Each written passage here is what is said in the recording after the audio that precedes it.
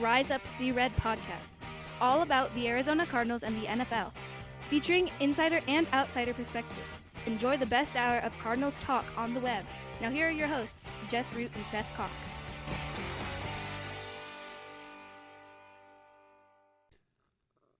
Hello, Arizona Cardinals fans, and welcome to the latest edition of the Rise Up See Red podcast, the best hour of Cardinals talk on the web.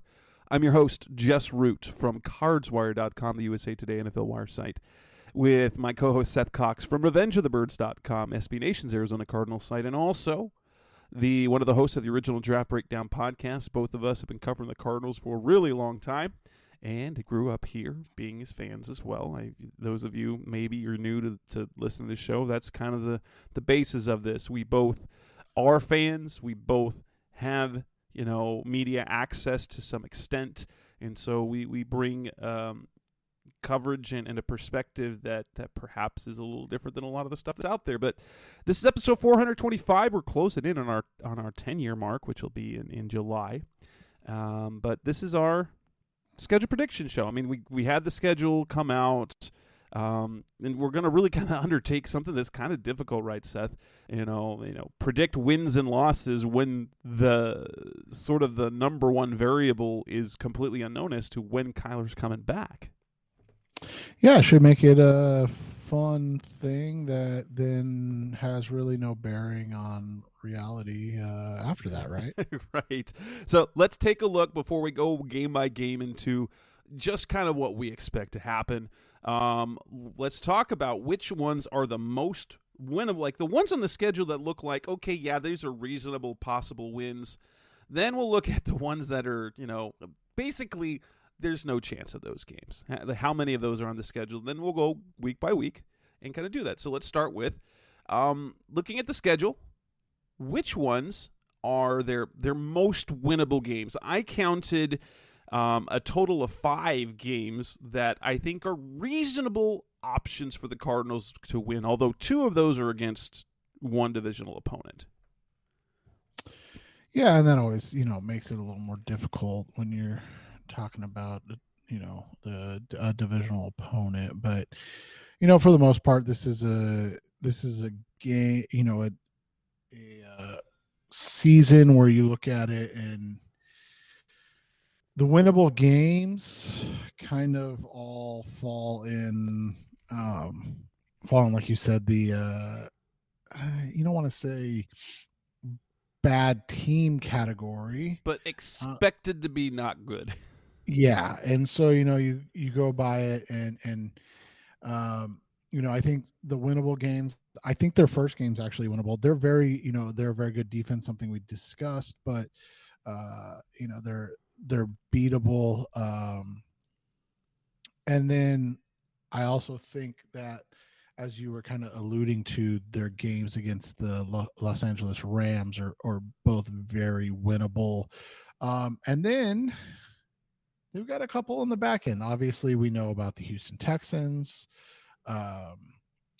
being in a similar spot to them. I think the Atlanta Falcons are a very intriguing team to kind of follow along with. I'm not sure. But unless I still think I consider that a winnable game because the quarterback situation is and that's tenuous at best. Right, and that's kind of where I am too. It's like I don't know really how good they're going to be because, I just don't know how much I buy Desmond Ridder being the guy. So those are, like you said, those are winnable. And then you've got the Bears on the schedule, which feels winnable-ish, I guess. You have to think that it's winnable. Like that's I didn't include Washington at the beginning, even though their quarterback situation makes it a winnable game.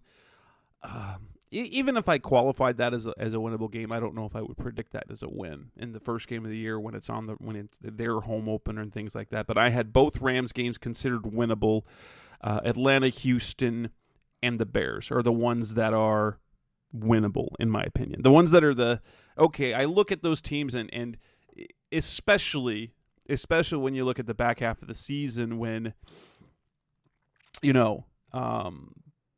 Atlanta, Houston, the second Rams game, and the Bears, all of those will probably be with Kyler Murray playing. And if Kyler Murray is playing and healthy, then those are definitely winnable games. Yeah, you feel much more confident about those games. So I think we're judging it off of, like you said, right now, a winnable game without Kyler Murray, and then a winnable game with Kyler Murray. And that's kind of how I looked at it. And when you break down the schedule, I broke it down kind of like this. I said weeks 1 through 4, probably no Kyler Murray. We don't know anything. We're not sure, but I think giving him until October 8th would be right around 10 full months from the injury, 9 full months from the surgery. I think that's a reasonable thing. And then from there, I went weeks 5 through 7. Maybe Murray's back. And you look at those games, Cincy, the Rams, and Seattle, and you're like, Murray back or not, there's a winnable game in there, right? And Right. then obviously games are more winnable with Murray, but if those are his first games back, since he might be a really tough one, at Seattle might be a really tough one. So you look at it from that scope. And then I looked at it, weeks 8 through 18. So end of October. And maybe I even overshot it saying week 8. Maybe I should have gone week 9, but I doubt that they'd have him open up on the road, against a road team like Cleveland in November. So maybe that's why I said week 8. That was, kind of, I did have a little thought process behind it. Yeah. And you go, okay, so you have week 8 against Baltimore. Again, first game back, less winnable. If it's game 3 or 4 back, more winnable, right? Yes. And so that's how you kind of break it down. And then, like you said, all of a sudden Cleveland seems a bit more winnable. The second Rams game, seems more winnable. Heck, even at Pittsburgh seems winnable if you're talking about Murray game 5 or 6 back in action. As opposed to, like you said, like if it's like, game 3 back, you're like, I don't know, at Pittsburgh late in the season, they're probably sitting at 2-10 at this point, right? And you go, well, I don't know if they'll have the juice in them, so to speak. And so that's the way I kind of broke it down. Is like, we're not trying to break any news, we're not saying anything. I'm not expecting Murray to be back the first 4 games or the month of September. If he's back in October, that's a good thing, because like I said, and like you said, that just makes the end of the schedule more palatable. Exactly. You feel like you have more winnable games. The longer that pushes back, the more you look at a game, and obviously this is before we even see anything, but the more you look at a game like Baltimore, and you're like, oh, that's probably a loss. Like you're probably looking at that as a loss anyways, or a less winnable game, but you're like, if that's his first game back, probably not so winnable. If week 9's his first game back, you're like, on the road in Cleveland, maybe not so winnable. And even like Atlanta and Houston, you kind of start to turn what you would think, right? You're like, maybe those aren't as winnable as we thought. So that's what will be interesting. And I'm interested to see how you kind of exercise this out too, as we do at the end of this thing, do our game by game predictions. Yeah. Coming up next on the Rise Up Sea Red podcast, the best of Cardinals talk on the web. Let's talk about the ones that we think they have no chance in. That's coming up next on Rise Up Sea Red. You're back on the Rise Up Sea Red podcast, the best of Cardinals talk on the web. The other half of this, the other half to look at is, which games do we feel absolutely no chance of winning? No chance of winning. And honestly, I'm looking at 1, 2.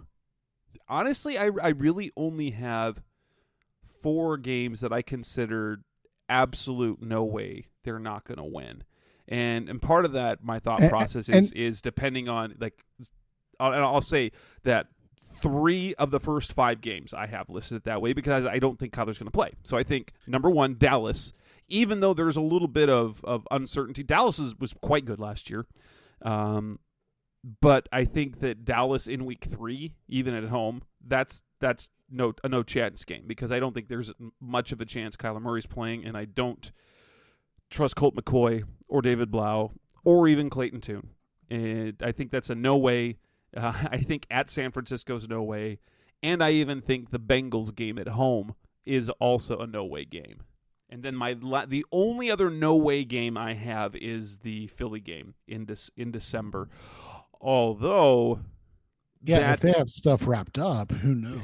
But at the same time, that is one of those.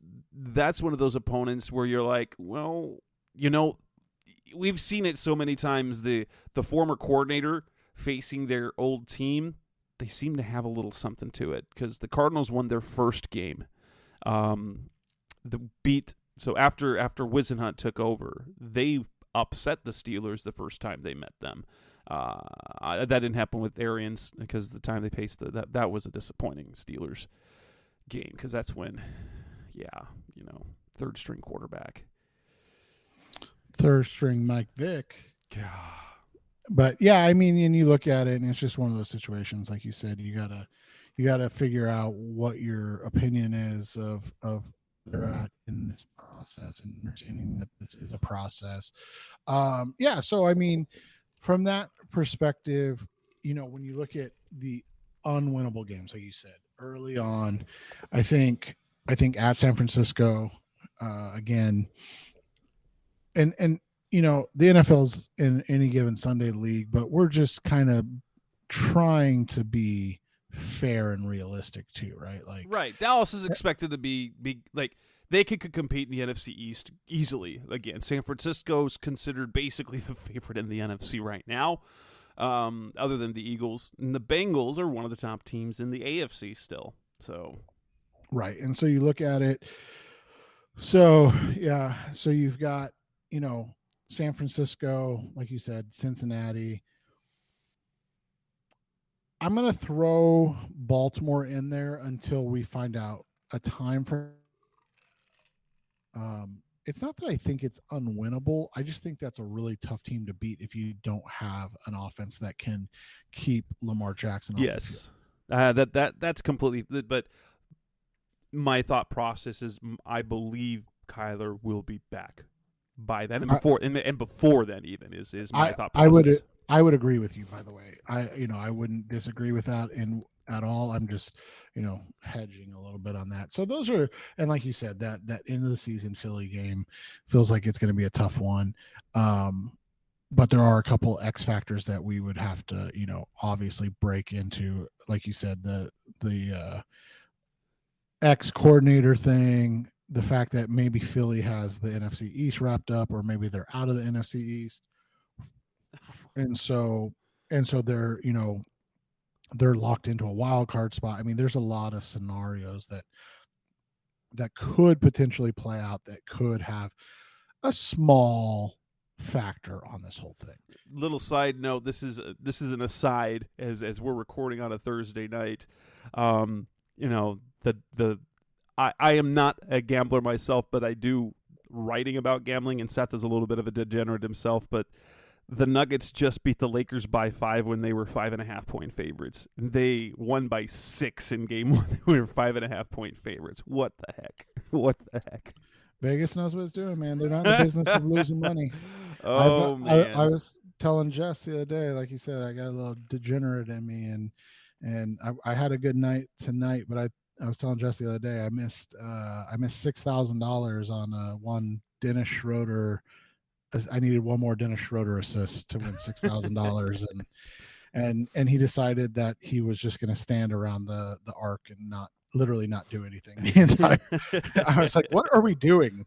But yeah, I mean, and that's it's one of those things too that it does make games like this where you literally just have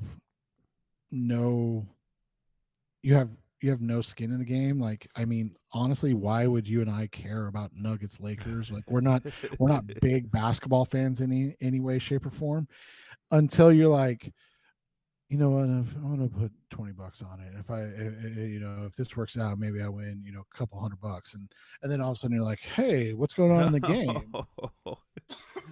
Yeah, that's how they hook you, man. It is. Little taste. Is. But coming up next on the Rise Up C-Red podcast, the best hour of Cardinals talk on the web. Let's hit to the final part and the big part of the schedule of the segment, which is going game by game, going down the schedule. We're going to predict wins and losses. See if we predict if the Cardinals are going to be better than expected. That's coming up next on Rise Up C-Red. We're back on the Rise Up C-Red podcast, best of Cardinals talk. We'll have time to start predicting the 2023, 2021. I feel like it's just the years keep going by. 2023 season going down the schedule. Vegas has this major sports book either have the Cardinals projected win total at 4.5 or 5.5. Just depends on which one you're at. There's a lot of people who think they won't even get that. I am slightly more optimistic with the assumption that we're going to get Kyler. And I will tell you right now, my prediction for Kyler's return is week 6. And that's kind of how I go from there, is that he's going to be back in week 6. And that's my prediction there. Yeah, and if that happens, then I look smart as well. So we can definitely go with that. So yeah, I mean, you open up, we all know they open up September 10th. Yep, September 10th in Washington, FedEx Field against the Commanders. Let me ask you a question.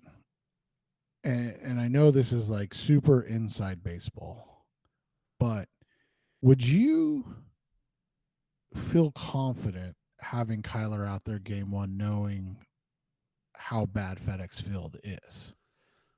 That might be one of those things that Jonathan Gannon considers, because it ultimately Kyler's going to push to be back early. He's going to put himself in a position to get back as soon as possible, and I think the coaches are going to have to hold him back. Yeah, and it's already happening. I mean, if you haven't been paying attention, they've basically are slow rolling him in every single way they can. Like what did Gannon say the other day? I know you wrote about it. Basically, yeah, he's a long way off. And I think what that was is because people were starting to get a little excited because they're seeing what he's doing in the weight room. There's, Kyler, like the minds, like felt like momentum was moving towards, could he be ready for the start of the season? And again, it's like, he's a long way off. I mean, we don't play for a long time, but all right, just dial it down a little bit. Right, exactly. And so I feel like that's where they're at right now. So yeah, so you look at it, I think they are slow playing him. I think that they're trying not to get anybody overly excited or like ahead of themselves in this situation. And so we'll see how that kind of works out. And so Washington week 1, I think we both feel like with Murray, they have a better shot. Without Murray, they have a fantastic defensive front four. That'll be a huge test for that Cardinals offensive line in week 1. It will be. And knowing how Jonathan Gannon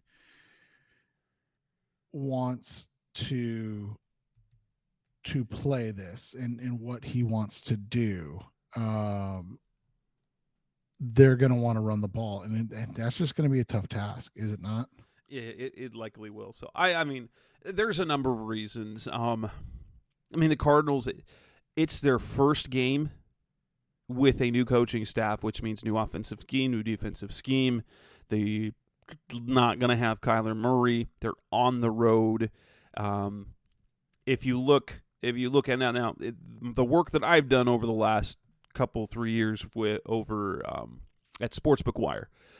Some of the gambling writing that I do is one of the kind of pillars that I look at, especially on early games, is that I give every reason to lean on the home team to cover in their opener because there's extra juice from the fans and whatnot. And the Cardinals, they are literally underdogs in every single game, and I think of their 17 games, I think 13 or 14 of them are 4 points or more an underdog.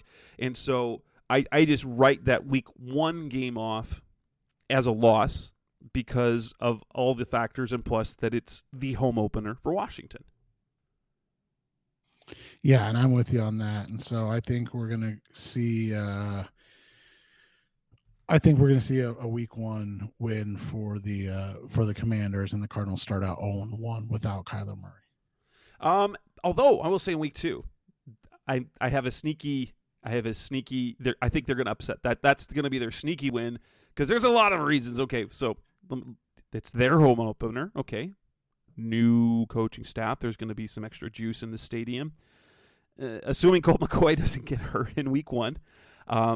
He will be facing his former team, the Giants, and we've seen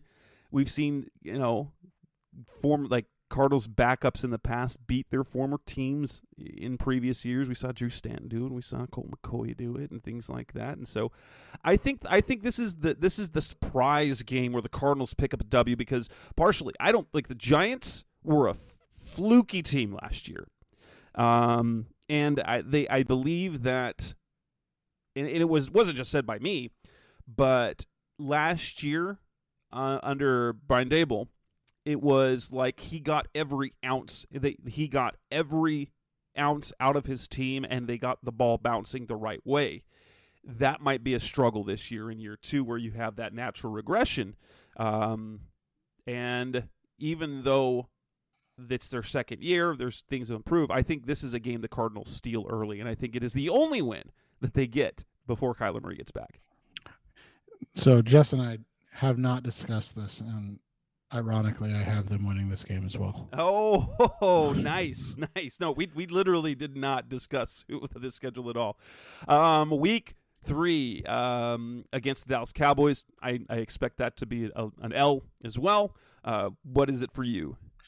Yeah, I basically said, like, it's early, so we're not expecting to see the Cowboys implode yet, right? So the Cowboys should be good to go and take this one, and the Cardinals fall to 1-2 on the season.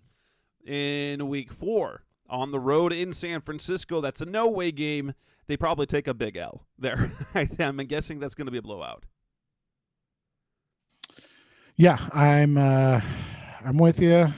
The Niners don't have a quarterback, and yet they're like third in almost every single Super Bowl favorite Super Bowl bets. So they're a great team, and I think that's going to play out in week 3, and we'll see a game similar to what we saw in Mexico City, unfortunately. Yeah. And then week 5, when they're at home against the Cincinnati Bengals, another no-way game, like a no-way they win game, and I think they take an L. That one, starting the season 1-4, which honestly, if they win a game of that first 5, I think people will be surprised. I think it'll be surprised outside of Arizona. I think they would be a surprise if they won any of those games. Of the first 5. And I have them at 1-4 heading into week 6 as well. In week 6, on the road against the Rams, Kyler Murray comes back, and against a Rams team that, Matthew Stafford being healthy is going to make a difference. But remember, Matthew Stafford was healthy on the Lions, and they still were not very good. I think there's a lot of chatter out there that they are really intrigued with Caleb Williams. Are you buying that with having Stafford and Aaron Donald still on your roster? Like that seems almost negligent to me to be like, oh, we're going to tank with, Stafford's a borderline Hall of Famer. I mean, and then of course, obviously Aaron Donald's a no doubt Hall of Famer. Like it just feels like that would be disingenuous. Yeah, that's I mean, which is weird because they stripped down the team so much. But it would be like, unless they're saying, hey, we're going to take our beating this year. And then, like, I don't know. I think they're intrigued.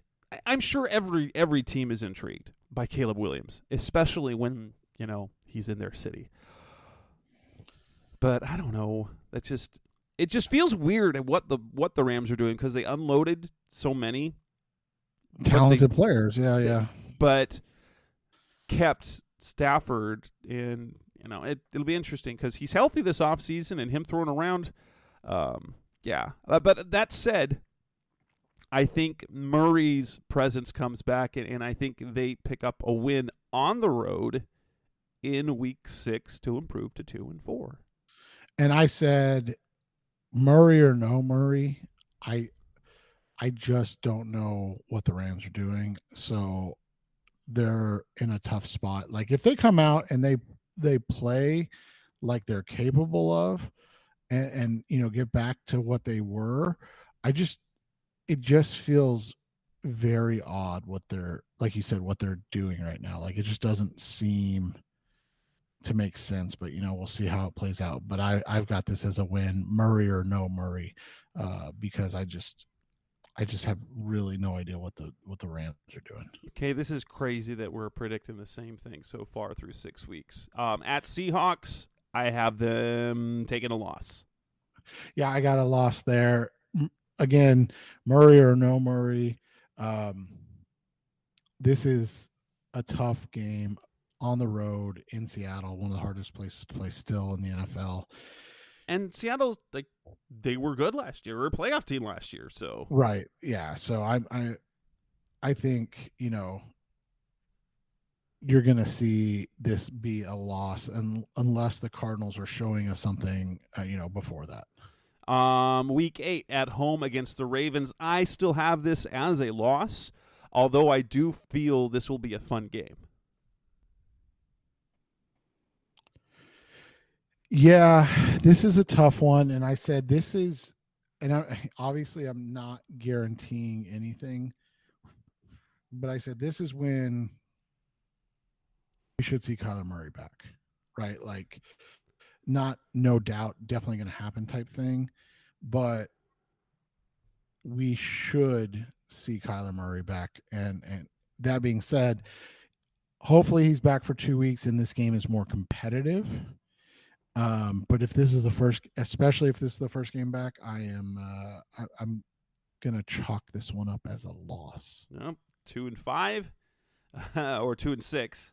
2-6 now. Yep. As we head on the road to the Browns, I also have them taking a loss, putting them at 1-4 without Kyler and 1-3 with Kyler after the first game win, and then people are going to start to get a little bit antsy because things aren't going their way, this and that. But foreshadow, I think they finished the season okay.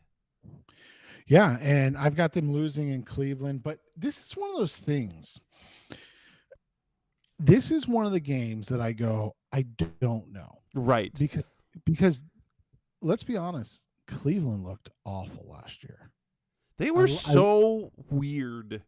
I really do like the addition of Zadarius Smith, a guy you and I have liked for years.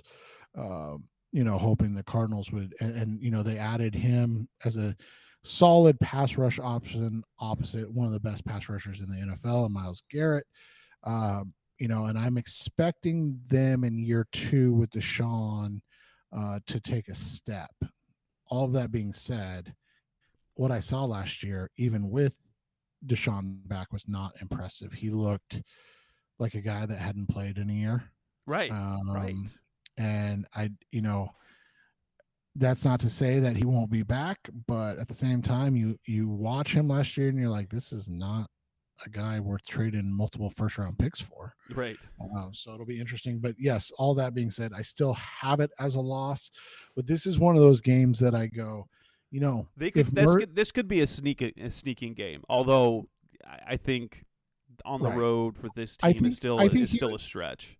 well, and I think you and I are both erring on the side of let's see where Murray is. Like this would be in your scenario, this would be game 3 back for him. And outside of Los Angeles, it's not like any of those teams are bad Right. that they're playing. So, it could be, like you said, a couple weeks before they get into rhythm, which, I think this is about where they would hit that stride. And that's where my game predictions for the rest of the season start to look better. At home against the Falcons, I have them winning. And then on the road against the Texans, I have them also winning. So they, after losing 3 in a row, they win 2 in a row to improve to 4 and 7. So I am with you, and I also have them winning week 12 against the Rams. So they lose 3 in a row and then win 3 in a row. So they get to, on my schedule, they get to 5 and 7 going to that week 13 game against Pittsburgh. And I have them losing against the Rams. Like both Rams games are winnable. I think it's, for me, it feels like a stretch to say they're gonna sweep them, and so I think they that's lose fair. that game. And so they're at 4 and 8. But then I have them. This is their upset game, where they go into Pittsburgh, and shock. Kyler Murray's been back for a solid couple of months, and they go into Pittsburgh and get the win going into the bye.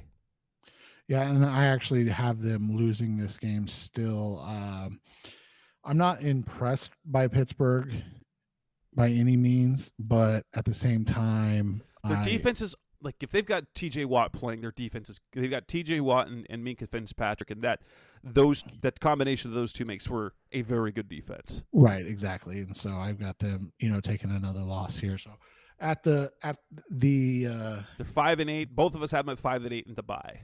And by the way, if you get them at 4.5, you just hit the over. Right. And if you get them at 5.5, you've got 4 games on the back end. And yes, they're tough games, but you got 4 games to get one more win, which, at the rate they're at, going 1 and 3 wouldn't be, a bad thing. No. Coming out of the bye, they play the 49ers at home. Nope. That game's an L. I think it's a competitive game, but I think that at this point, predicting them to beat the 49ers at all feels like a stretch. So 5 and 9. Unless there's an injury issue with Bosa and they still haven't gotten the quarterback situation figured out, I'm kind of with you on that. Like, there's obviously caveats to every game, but a fully healthy, which we're predicting for all teams, Nick Bosa and you figure a Kyle Shanahan offense will have gotten the kinks worked out by that point. Right. So you've got them losing there. So we've got 5 and 9. Going into Chicago, I have them winning. Yeah, and this gets them to that 6th win. This is one of the games I was dreading. This game, and obviously the next game in this, this little exercise, are the 2 games I was dreading in seeing how this played out, because I just didn't want. We knew they were playing these teams on the road, right? Like, this isn't a shock, but playing in December is less than ideal. It just straight up is. And this isn't an excuse. This isn't trying to make, this is just, these are not, it's just not an ideal scenario. And so it sucks. At the same time, it is what it is. You got to play the games when they're on your schedule.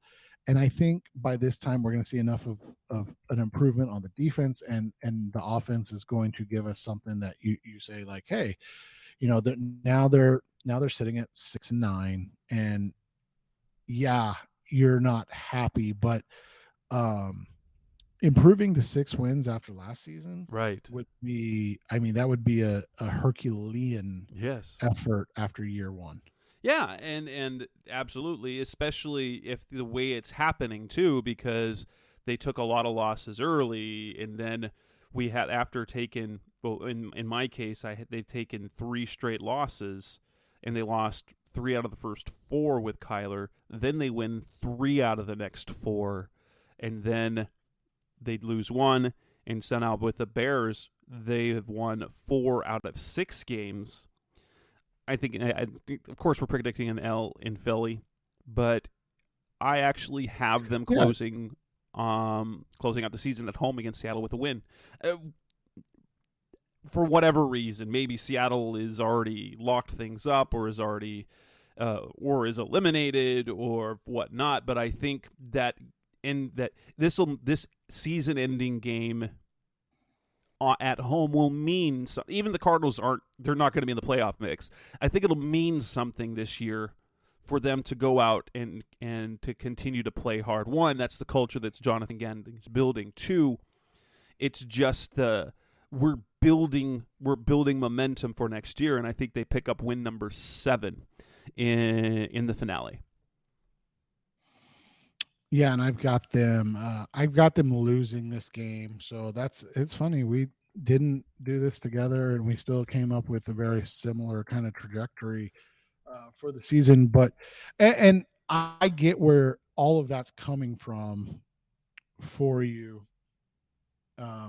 And this is a home game, but I think this is going to be a desperate Seattle team. And I want to see the Cardinals show me that they have that mettle before I kind of Makes sense. give them that. So I won't be surprised if they're able to do something. But I want to see it first before I really, say, oh yeah, this is a team that can show up in week 18 and win a game. So, it's interesting that we both have them in that 6-7 range. Obviously the caveat being Kyler. Yes. And that's the expectation that he's back by week, in my case, by week 6. Right. And I say, as long as he's back by week 8, I think that's something that you can see. Obviously, starting off, 2 and let's say he doesn't come back to week 8. For me, 2 and 5 is tough. If he's back in week 6 and you're at 2 and you win the game and you're at 2 and 4, you all of a sudden you feel a little more. You feel like you can do a little more, right? Like you feel a little better about things. That being said, this is still a really tough schedule. We talked about that last week on the show. It's a tough schedule. There's a lot of tough things to overcome. And I just want to see growth. And that doesn't necessarily mean something as simple as like, oh, they won 5 games this year instead of 3, right? Like that's not what I want to see. Is a team that is engaged and playing hard at the end of the season, and if they're doing that and they end up being a 4-win team, and Jess and I are wrong, even with Kyler back for 8 games, 9 games, 10 games, whatever, I will be okay with that. If they're competitive and they're losing competitive games and they're close and they're, in position to win games, I will be 100% okay with that. I'm not going to lie. But if they're, 4 and where do we have them at 4 wins at? Yeah, after the Texans game, if they're 4 and 7-ish, and then they close out the season again under a new regime, in the same kind of lackadaisical way, that's when all of a sudden you start to go, okay, is this team set up to be successful?